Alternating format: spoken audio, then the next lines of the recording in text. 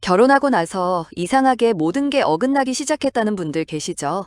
분명히 좋아서 만났는데 시간이 지날수록 갈등이 쌓이고 어느 날 보면 남남처럼 살고 있는 겁니다. 오늘은 사주 명리학에서 수백 년간 경고해온 이혼의 7가지 적신호를 낱낱이 파헤쳐 드릴게요.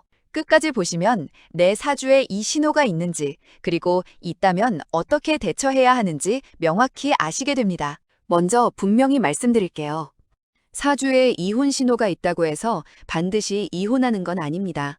하지만 알고 준비하는 것과 모르고 당하는 건 완전히 다르거든요. 조선시대 궁중에서도 혼례전 반드시 사주를 맞춰봤던 이유가 바로 여기에 있습니다. 수천 년간 수많은 사람의 삶을 관찰하고 정리한 통계학이 바로 사주 명리학이니까요.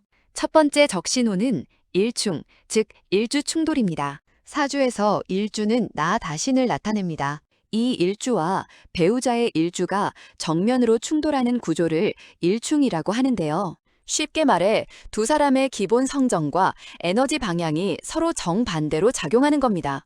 처음 만날 때는 서로 달라서 매력적으로 느껴지지만 함께 살기 시작하면 그 차이가 극명한 갈등으로 드러나죠. 가령 목 기운이 강한 사람과 금 기운이 강한 사람이 만나면 어떨까요?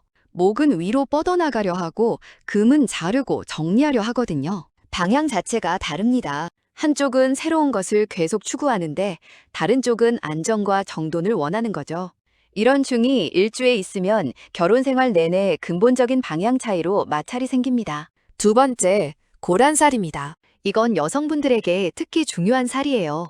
고란살은 말 그대로 외롭고 쓸쓸한 기운을 뜻합니다. 갑인, 무신, 무오, 병오, 임자일주를 가진 여성분께서 이 살이 있다고 합니다. 고란살이 있으면 남편과 생사이별, 즉 사별이나 이혼을 겪을 가능성이 높다고 봤습니다. 특히 배우자 자리를 나타내는 일지에 이 기운이 감할 때는 더욱 주의가 필요하다고 전해지죠. 물론 고란살이 있어도 배우자와 사이좋게 사는 분들 많습니다. 다만 그분들을 자세히 보면 일찍부터 배우자와 충분히 소통하고 서로의 공간을 존중하는 방식으로 관계를 유지해왔더라고요. 살이 있다는 건 그 부분을 더 신경 써야 한다는 메시지로 받아들이시면 됩니다. 세 번째 적신호, 도화살 과다입니다. 이건 남녀 모두 해당됩니다. 도화살은 매력을 뜻하는 살이기도 합니다. 적당히 있으면 사람들이 좋아하는 매력쟁이가 되죠. 그런데 사주 전체에 도화살이 두세 개 이상 겹쳐 있으면 이야기가 달라집니다. 이성에게 너무 쉽게 끌리고 상대도 쉽게 접근하는 구조가 되거든요. 잠깐, 여기서 중요한 포인트가 있습니다. 도화살이 문제가 되는 건 그 사람의 인성이 나쁜 게 아니에요. 타고난 에너지 자체가 이성과의 관계를 계속 만들어내는 방향으로 흐르는 겁니다. 이걸 모르고 있으면 결혼 후에도 무의식적으로 이성에게 적극적으로 행동하게 되고 결국 배우자의 신뢰를 잃는 상황이 반복됩니다.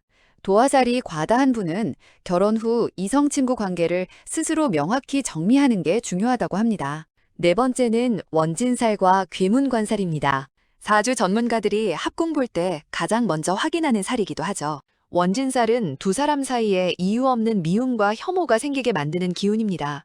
처음에는 분명히 좋아했는데 같이 살다 보면 상대방이 숨만 쉬어도 짜증나는 상황 경험해 보신 분 계시죠? 이게 단순한 권태가 아니라 원진살의 작용일 수 있습니다. 귀문관살은 여기서 더 나아가 서로의 심리를 건드리고 상대가 가장 아픈 부분을 집어내는 말을 무의식적으로 하게 만드는 기운이에요. 두 살이 함께 있으면 갈등의 깊이와 상처가 상당히 깊어집니다. 다섯 번째, 여성 사주에서 편관 과다 구조입니다. 사주에서 관성은 남편을 의미합니다. 이 중에서도 편관은 정식 남편보다 이성관계가 복잡해지는 기운을 가집니다. 편관이 두세 개 이상 겹치면 남성 인연이 계속 들어오는 구조가 되는 거죠. 이게 핵심인데요. 편관 과다 여성분은 첫 남편과 오래가기 어렵다고 봤습니다. 관계가 끝나고 나서 또 다른 남성 인연이 자연스럽게 연결되는 흐름이 반복되거든요. 이걸 운명이라고 체념할 게 아니라 내 사주 구조를 알고 처음부터 신중하게 배우자를 선택하고 결혼 후 관계 관리에 더 집중하는 방향으로 활용하셔야 합니다.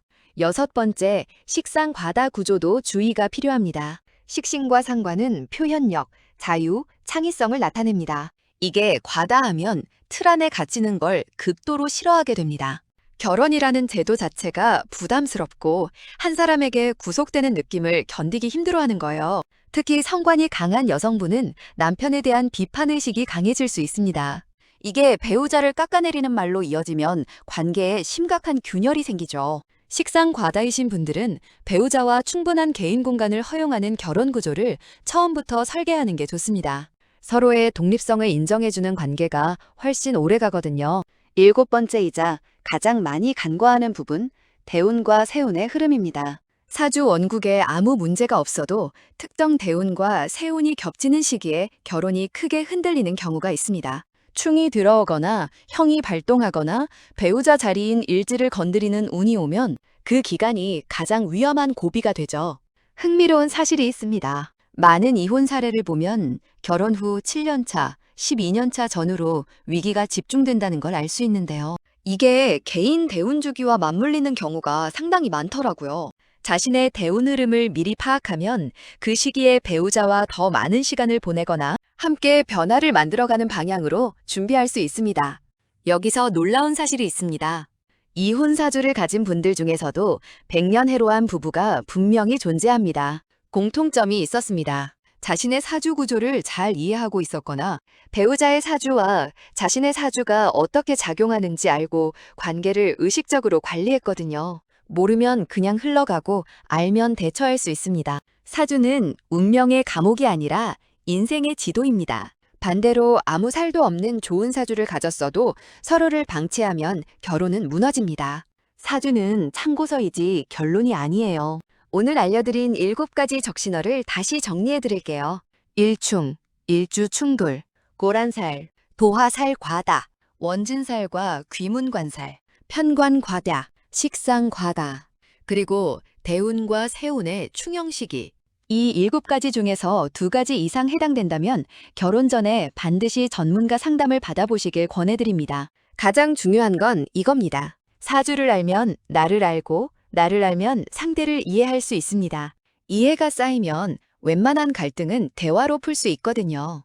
오늘 이 내용이 여러분의 결혼 생활에 작은 등불이 되었으면 좋겠습니다.